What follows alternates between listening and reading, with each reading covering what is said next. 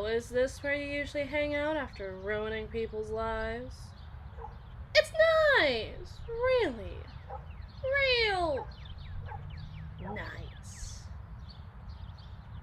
I'll have to keep it in mind for when I have one of those days where I don't want to be able to discern a heart from its own surrounding raw viscera after several hours of smashing it into pieces underneath the soles of my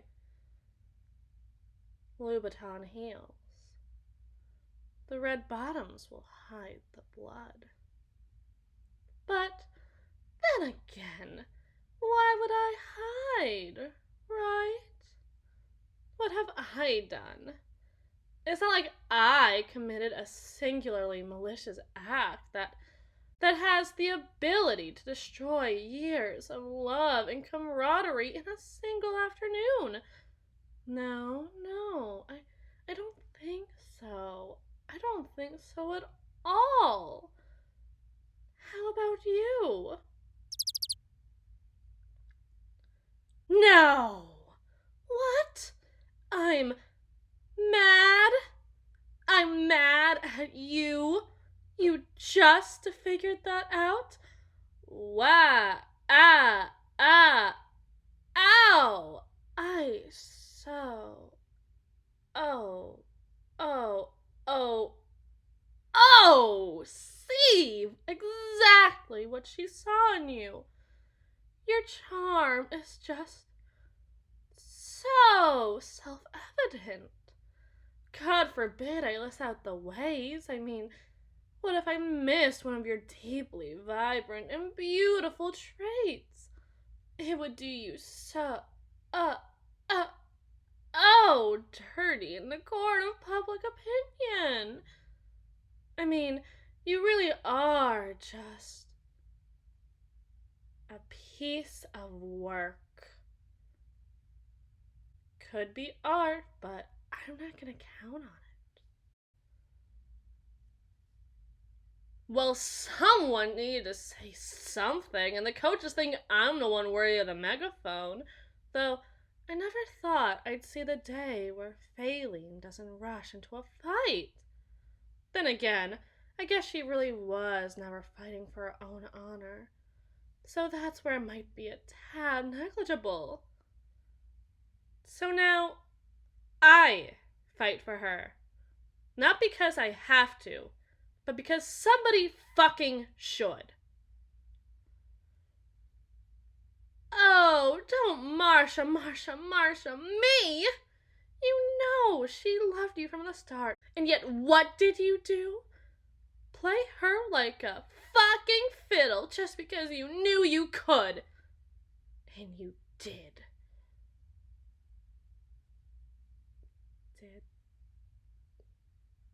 Oh my fucking god. Did you actually not? Oh! Play me a soliloquy, a sonnet, a beautiful song on the world's smallest little eensy weensiest violin because you couldn't get her strung up in time. And that's to say nothing about whether you could get her to sing your praises in tune, you...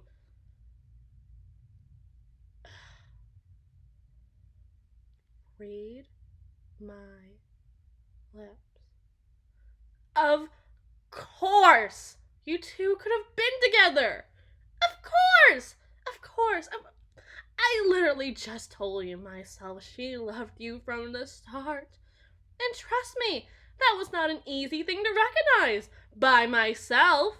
She's already so scared of her own feelings all the time. I mean, for all her cockiness, her brashness, her pride, she just didn't know how to act around you, so she just acted as she always did. The same way she always would. You know, lest you notice that she never wants to wrestle with you the same way she picks her little bric-a-brac fights with everyone else, let alone touch you, or notice that she tries to laugh quieter when she's with you, so you might at least remember that she's a girl who might on occasion long for a little bit of feminine grace here and there, lest you notice the way she stares at you when you're not looking. Like she's never known shame or grief in her entire life, and yet still understands that on some level, even to stare was at one time a biblical sort of sin. She looked full. She looked full in moments like that. Pure and open. Even though with just a flick of your eyes, you could plunge her back into the agony of being eaten alive by her own guilty mind, because how dare she? Right? I always thought it was such a sad thing to see. She always had such particular ideas about who she is and what she's meant to be. Maybe it's a tad image focused in a way that seems self-obsessed, even narcissistic, but I almost admire it. If not the spell itself, the one she tries to cast day by day, then the effort it must take to maintain it. Maybe it's a case of game recognizing game, you know? Who's more aware of image than a cheerleader, after all? The only girl on the boys' football team, of course. I swear, I think it almost took me, like, an entire decade of knowing her to realize she never wanted to eat in my presence, just because, for all the time she spends being tossed into the dirt or playing rough with the big dogs in the neighborhood covered in any matter of dirt, blood, spit, or mud, she's so unbelievably scared of being seen as gross. I don't know if it's a context thing or something someone said, but all the same, she's just so scared all the time of being reviled, disgusting, abused for what she is, for who she is. She lies as easily as she breathes. Another thing you two have in common. Look at that. And she says she's not. But I see how she looks at you. And even as the tomboyish football player sort that she is, with absolutely no plans of changing that anytime soon, she still wants to be a girl for you. She knows that's what you want, anyways. A nice little prop you can wear on your arm that looks good in photographs, the kind of girl you can take out to dinner, bring home to your folks. You know. Look, I know what I am. It's called self-awareness. Some of us are aware of how our actions and appearances may affect others' perceptions of us. I mean, Lord knows that you're aware of all that, but I think they call that blasphemy in your neck of the woods, because I know what others' perceptions have done to you. And what you did to her.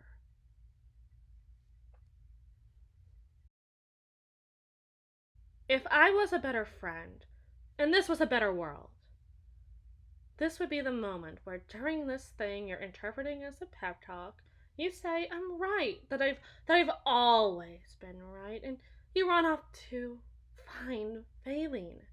Probably out in the field or running laps in the gym until her chest bursts just so she wouldn't have to distinguish the heartache.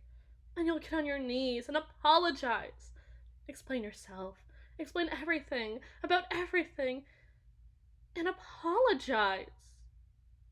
And she might even be able to love you for it after everything. Somehow. Some way. Because Faylene is good. Sweaty and boisterous and loud, but fundamentally, to her core, good. But I am not. I'm the bitchy cheerleader, remember? This is not a pep talk. If anything, this is like the character assassination that comes before I beat your head in with a large rock. I'm not going to dignify that by considering it an actual assassination. This isn't for you. This is for her. You think this story's about you? You think the world is curated to your vision, that we only exist as playthings for your amusement, and you're extra super sorry you broke this one, but could you please, please, please fix her for me? She's your favorite. No. No. Because this is for Faylene. Fundamentally good Faylene.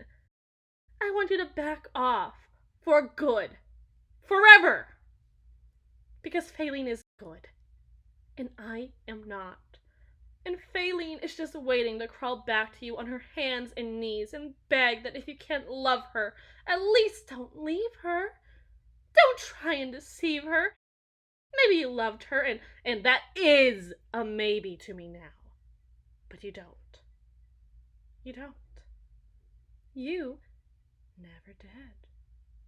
Not like that. Not like that.